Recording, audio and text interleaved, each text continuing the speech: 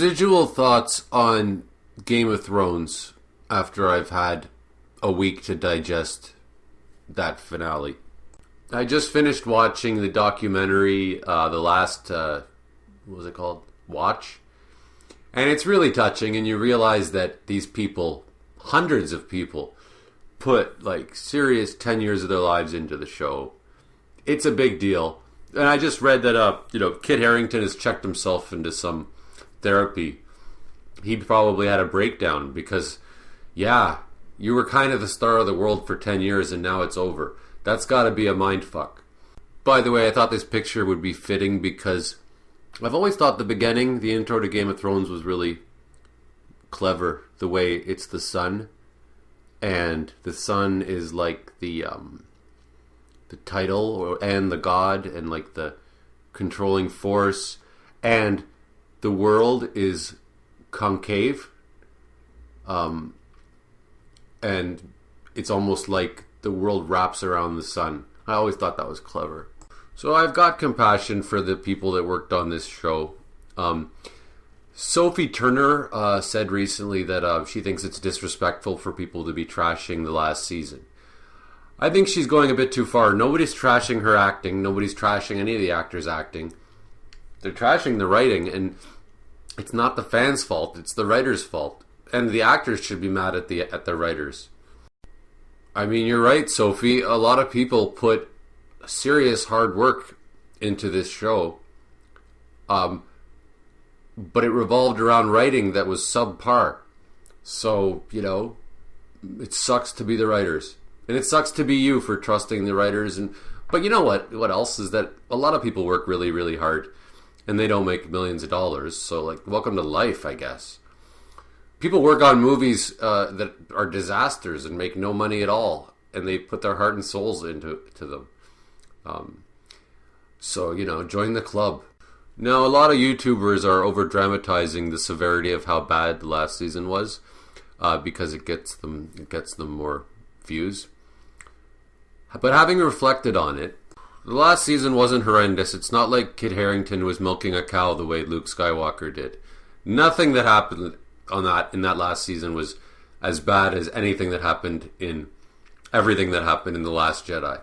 The problem, however, is that Game of Thrones was built on constantly hyping big things are afoot. Almost every episode they alluded to big things that are going to be happening at the end. So that was the problem. That's where they shot themselves in the foot. And they didn't have big things happen at the end. And I mean, there was warning.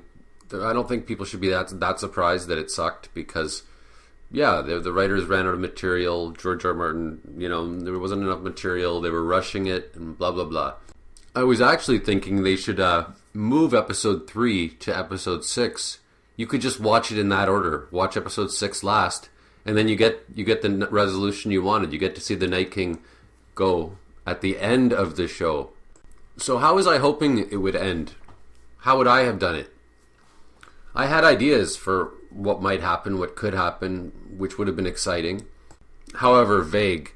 I thought almost every character should die. They didn't kill nearly enough characters. The Night King should have destroyed the Army of the Dead, whatever they're called, the White Walker. They should have destroyed almost the whole planet, not just Winterfell. And they didn't even destroy Winterfell. Think about how Mars Attacks ended. 99% of the world was obliterated, and a small amount of humans were left to rebuild.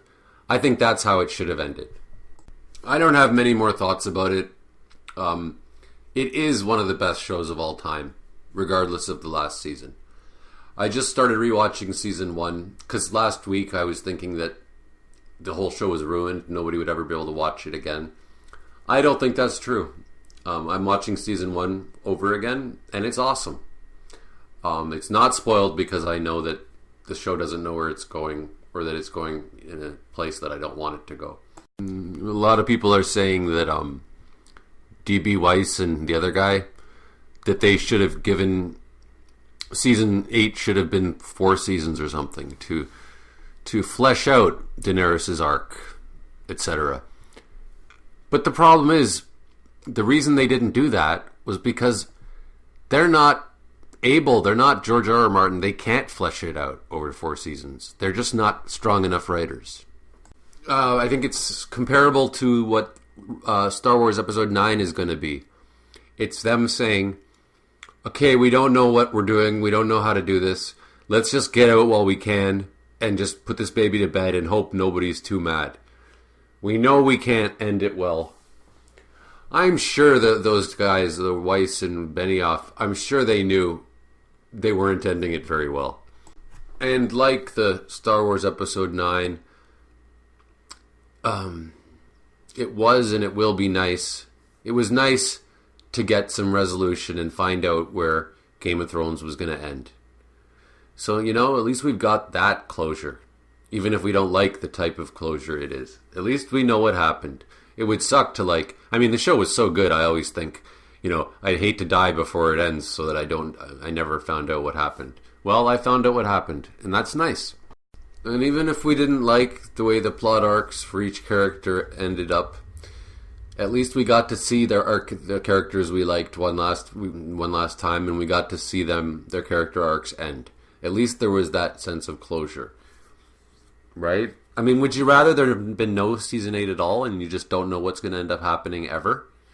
I know that nobody would. People still watched it, and it was painful. But, one last point. A great story is not as good as its ending. There's a lot of great stories with terrible endings. Again, Dostoevsky, he doesn't have great endings. It's more about the journey. Even Stephen King, I wouldn't say he's a great writer by any means, but people wouldn't be reading him if the endings were the most important part, because his endings are terrible. Season 7 was cheesy and poorly written, but there was a certain amount of satisfaction I had that finally I'm getting the payoff from having to watch all the good characters suffer for so long. Finally, I'm seeing them get their revenge on the bad characters. I'm seeing them unite, finally. The Disney ending. It was cheesy as hell, but there's a lot of things that are cheesy as hell that are still pretty good, like every show from the 80s, every movie from the 80s. It's a shame, but whatever. I keep saying one more thought, but this might be the last Game of Thrones thing I ever say again, a video I ever make. So, a couple more thoughts.